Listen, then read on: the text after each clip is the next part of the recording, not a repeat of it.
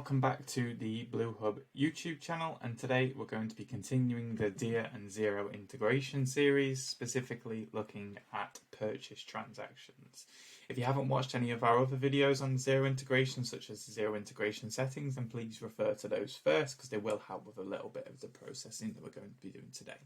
So we're going to keep in tune with all of our other videos on this channel. We're going to go step by step through the purchase process. I'll explain the individual transactions as they are happening. So first of all, I'm going to go ahead and create a purchase order. I'm then going to select my supplier. I'm then going to go ahead and choose invoice first or stock first. If you select stock first, the process will be order stock invoice. If you select invoice first, it will be order invoice stock. Okay, so it just depends on how your process works. In the standard flow, it won't make any difference other than just where the transactions are generated. If you're wanting to explore things like accrued transactions where we're using goods received not invoiced accounts and goods invoiced not received accounts, that will be a separate video just because it's a topic on its whole and there's some additional setup. So to get started, I'm going to complete my purchase order. I'm going to start by filling out the product. I'm going to purchase my black gloves, quantity of 2 at a price of £25. I'm going to check my tax rule and make sure that I'm happy with my inventory account. This should be an asset account. Mine is just 611 less provision for doubtful debts. So we can just pretend that's inventory control for now. Once we're happy with our account in there, we can then go ahead and select authorise on the order, and as standard, no transactions will be generated at this stage. If you do have the option export purchase order to Xero turned on, then Dia will actually post this purchase order to Xero. So we can see no financial transactions have been generated. However, if I go into the sync history, because I do have the setting in question turned on, you'll see it will add purchase order 52 and try to send that to Xero. Okay, so we'll go back to our purchase order that we've just processed here. We can then go ahead and complete our stock received.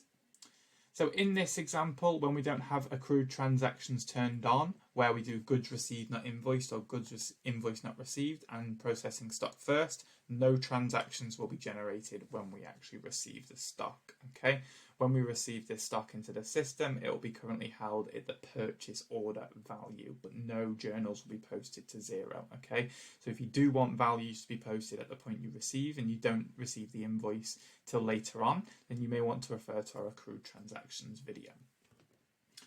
The final stage is the invoice, and this is where we can pop in our supplier's invoice number, invoice date, and we can go ahead and copy and make sure that we're happy with all of our pricing and information on here, such as accounts and tax rules, and also add any additional costs where relevant.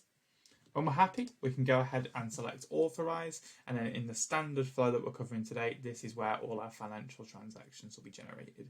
So a couple of different things will happen at this stage. 2 financial transactions will be generated, and Dia will also post this invoice to Xero as a bill to pay. Okay, so once you authorise your invoice, the supplier's invoice will be posted to Xero as a bill, and it will create 2 transactions. First of all, it will debit your inventory account and credit accounts payable with the amount that was on the invoice. So £50, we can see here was £50, that's correct.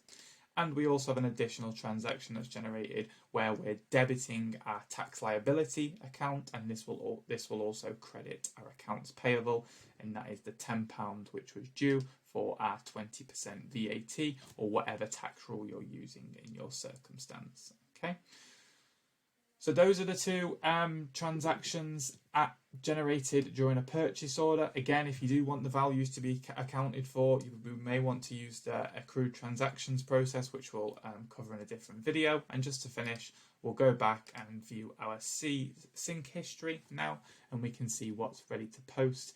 And you can see 2 transactions or 2 journals are ready to post to Xero, and that is our purchase order and also our purchase invoice. Okay, and then once you click start synchronization or your frequency time limit hits, these will then be posted to Xero for you to manage in there.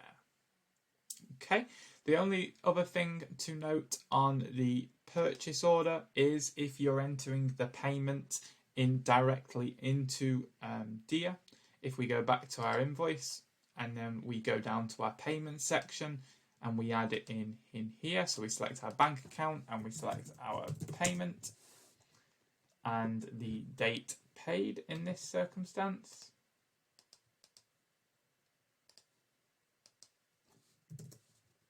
When you go ahead and click save in there, that will generate one final transaction, which is where it's marking the order as fully paid, and you can see it's now marked as completed. And if we go to financials, it's created an additional journal for us where we're debiting our accounts payable account and we're crediting our bank account. So we've credited AP with 50 and 10, and we've then debited it with £60 and credited it from the business bank account. Okay, so those are all the transactions for purchase orders. Again, if you're doing your payments in Xero, the same will still happen. It will just be sent once you've reconciled the payment in Xero. Okay, thank you for watching, and again, please refer to the accrued transactions video if you're interested in learning more about goods received not invoiced and goods invoiced not received. Thank you, and don't forget to subscribe.